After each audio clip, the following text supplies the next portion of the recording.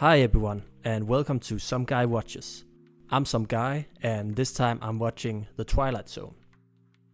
This is the first video in a series I plan to make, and in each video I'll be talking about an episode or movie I've watched.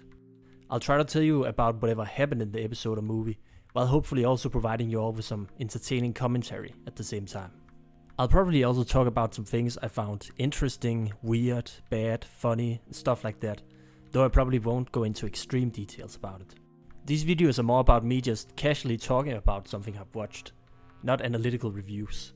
So if you just want to kick back, relax, and listen to some guy tell you about whatever interesting piece of media he's found, then you've come to the right place. So with all that out of the way, let's talk about what I'm watching this time.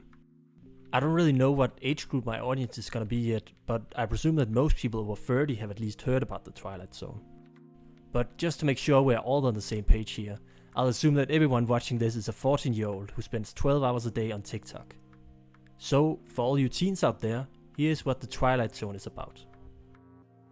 The original Twilight Zone TV series ran from 1959 to 1964. The show has fantasy, science fiction and horror elements, and some episodes are also kinda comedic. The show follows an anthology format, meaning that each episode has its own story, locations and characters, independent from the other episodes. And this show is probably one of the most well-known examples of this kind of storytelling. Episodes usually revolve around a specific concept, like robots, aliens, time travel, or something entirely different. It's not unusual for the episodes to become pretty grim, and you never quite know if the episodes will have a happy ending or not. And spoiler alert, they usually don't.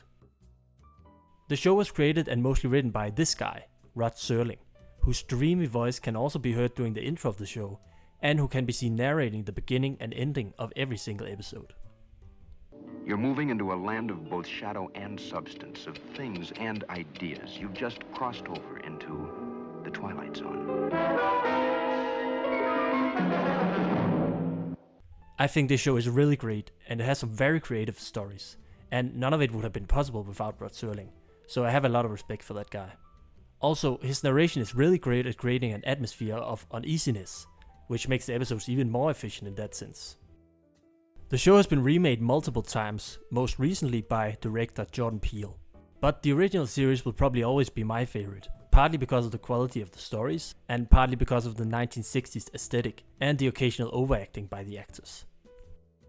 Therefore, I'm gonna be talking about episodes from the original series whenever I talk about the Twilight Zone. I have already watched some of the show before, but the episodes I'll be talking about in these videos will always be episodes that I've watched for the first time very recently, so that I'll be better able to accurately describe my feelings about the episodes to you guys. And again, it's an anthology series, so it makes no difference whether you watch the episodes in order or not. So if you have never seen an episode of this show before, don't worry about it. Alright, now that everyone is up to speed about what is going on, let's get right into today's episode. The Prime Mover. We start off this episode in a cafe, where our protagonist, Ace Larson, an employee at the cafe, desperately tries to win at a slot machine. After getting his ass beat twice by the machine, he instead tries his luck at a coin flip with an old patron. Now, wait a second. I'll flip you double or nothing for the meal. What do you say? You sure like to get kicked around, don't you? Never mind what I like. Double or nothing. Is it a deal? Okay. All right. Quarter, kitty. Not only does he lose the bet, but the old guy goes on to win the jackpot at the slot machine, which causes Ace to physically abuse the machine. One of the other employees, a woman named Kitty, who's also Ace's girlfriend, complains that Ace still owes a 3 months salary, probably cause he gambled her salary away. Wait, so if Ace pays Kitty's salary, does that mean he also owns the cafe? But then, why was he so desperate to win at the slot machine? They do make it clear that he has some degree of ludomania, but still, why does he get so pissed when he loses, when he can just open the machine and take back his money? I guess Ace might not be the smartest guy in town. Ace and his colleague Jimbo are busy cleaning up the place for the night, when a car decides to violently crash outside. Ace and Jimbo rush outside, but electricity prevents them from helping the passengers in the car. Suddenly, Jimbo seemingly starts to shit himself, and at the same time, the car is miraculously pulled to safety.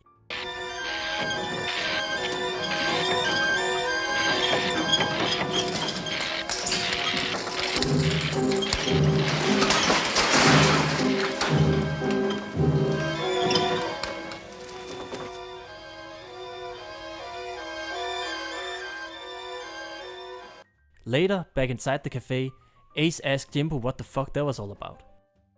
Jimbo is reluctant to answer at first, but soon reveals to Ace that he in fact did not shit his pants before, and that he has the power of telekinesis, which Ace has a very fitting response to.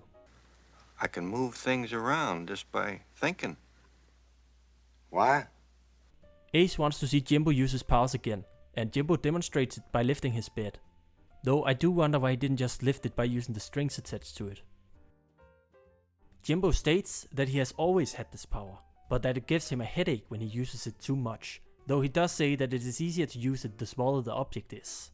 Ace makes Jimbo use his powers on a coin and then a couple of dice, and Ace once again assaults an object after Jimbo succeeds. Ace immediately calls Kitty and drags her and Jimbo with him to Las Vegas, where Ace makes Jimbo use his powers to make them win the different casino games in a Rain Man style montage. The only difference being that Jimbo has psychic powers instead of autism, and that Ace is probably a lot taller than Tom Cruise.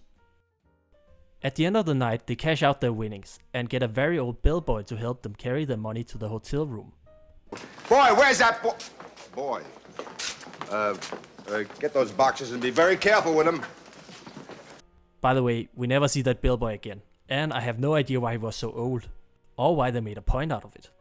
I just felt like I had to mention him. Jimbo has a headache after using his powers all night and just wants to sleep, but Ace is being an asshole. Sleep? What's the matter with you? We're gonna do a town, have some fun. We just got started. Come on.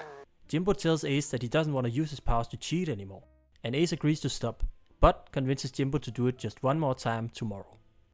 Kitty is concerned that Ace's luck will run out and she wants to go home, because for some reason I guess no one told her about Jimbo's psychic powers. Ace refuses, expressing that he wants to earn enough money to own the entire state, to Jimbo and Kitty's concern. Kitty gets pissed and storms off, leaving Ace confused about what he did wrong. Jimbo tells Ace to go after her, and that Kitty is worth more than all the money in the world. Ace agrees that Kitty means more than money, and hurries after her.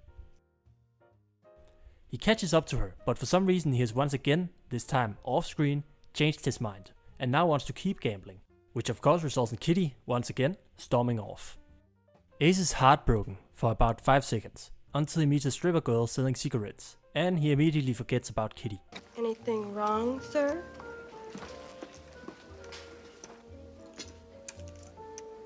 No. Nothing at all.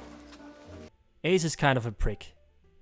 Ace pays the manager of the casino, who I guess is also the cigarette girl's pimp, to hire her for the evening, and also makes him get Ace in touch with the biggest gambler in town, a man named Mr. Nolan. The next morning, Jimbo does a cool trick with the phone, and Ace gets a call from Mr. Nolan, who he sets up a meeting with. Jimbo is rightfully concerned because Mr. Nolan is apparently a known gangster, but Ace says there's nothing to worry about. Jimbo also asks where Kitty is, and Ace ignores the question. Mr. Nolan, who looks like a gangster version of Alfred Hitchcock, shows up, ready to gamble some money with his goons, who apparently are very human-looking robots or something, that don't require any food to function. Your boys want anything? They don't eat. They don't need. Now the boys get down to business. Mr. Nolan makes Ace use his dice while they play, but of course that doesn't stop Jimbo from making Ace win over and over again, much to Nolan's annoyance. Nolan checks the dice, but still can't figure out how Ace keeps winning. He warns Ace that people who cheat him once never get to cheat him again. All of a sudden the cigarette girl shows up, and Ace embraces and kisses her, much to the confusion of Jimbo. Ace prepares to throw again, while Jimbo unsuccessfully tries to tell him something. Before he throws, Ace says that he wants to go all in. Nolan is hesitant to bet that much money, but Ace uses his skills of persuasion and his silver tongue to convince him. You're supposed to be a big operator, you chicken. All right, Larson. Go ahead, shoot the works. Jimbo continues trying to talk to Ace, but Ace tells him to stop bothering him. Ace throws the dice, already celebrating his victory. When he finally looks at the dice, he realizes the impossible has happened. He lost. The robot goons collect the money and the gangsters skedaddle. Jimbo explains that his powers had suddenly disappeared, like he blew a fuse or something, and that he tried to tell Ace. The secret girl realizes that Ace is out of money and skedoodles even faster than the gangsters did.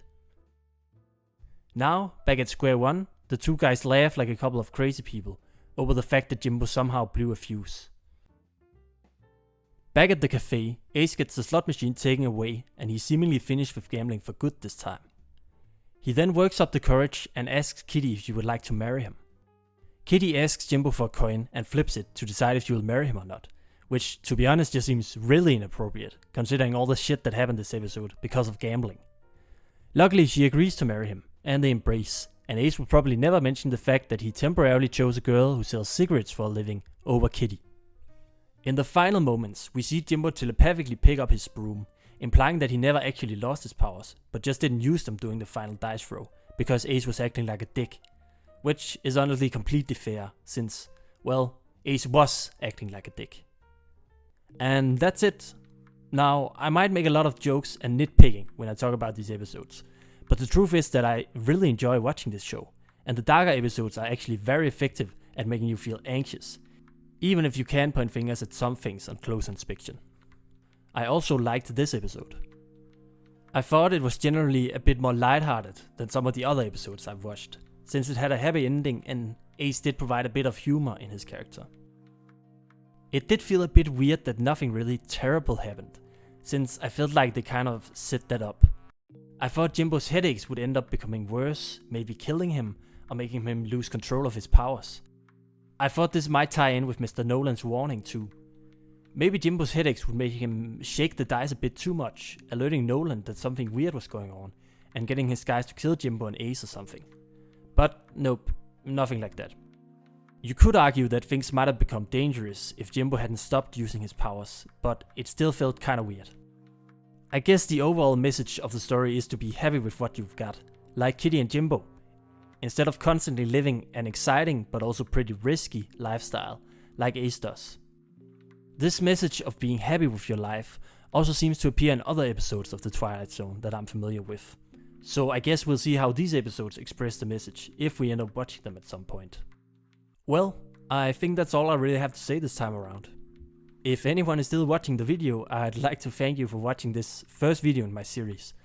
Feel free to comment if you have any feedback, if you want to discuss this episode some more, or if you have a suggestion for an episode or movie I should talk about in the future. Alright, that's all for me. See you all next time.